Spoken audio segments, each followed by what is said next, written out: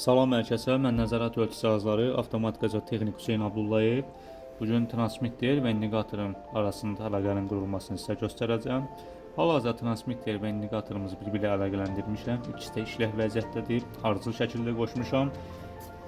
Qoşulmasını, kabel birləşmələrini videonun sonunda sizə göstərəcəm. Burada hal-hazırda sxem üzərində də qeyd eləmişəm. Deməli 220 volt AC-ni 24 volt hissəyə çevirən bizim çevricimiz, körpə diodlarımız var. Bunlar hansı ki cəryanın bir istiqamətli axını üçündür. Müsbət girişimiz, bu isə mənfi girişimizi.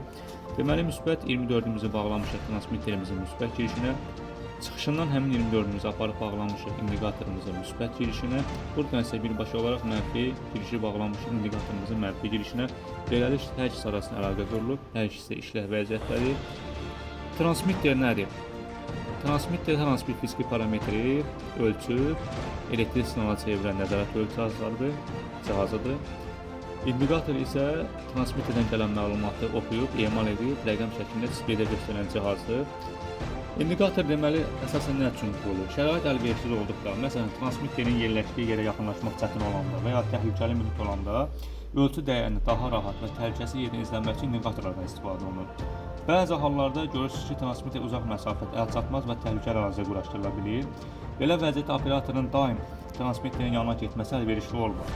Buna görə də indikatoru quraşdırılır ki, ölçülən parametrin dəyəri daha uyğun bir yerdən izlənilsin və operatorun işi də asanlaşdırılsın. Yəni operator istehsalat prosesinə daimi şəkildə nəzarət edə bilsin. Burada deməli mən qoşulma hissəsini sizə göstərim. Baxa bilərsiniz. Deməli bizim müsbət 24-ümüz, burada görə bilərsiniz ki, bizim müsbət 24-ümüzdür, bağlamışam bura. Deməli çıxışından aparıb 24-ümüzü müsbət bağlamışam indikatorumuzun müsbət girişinə.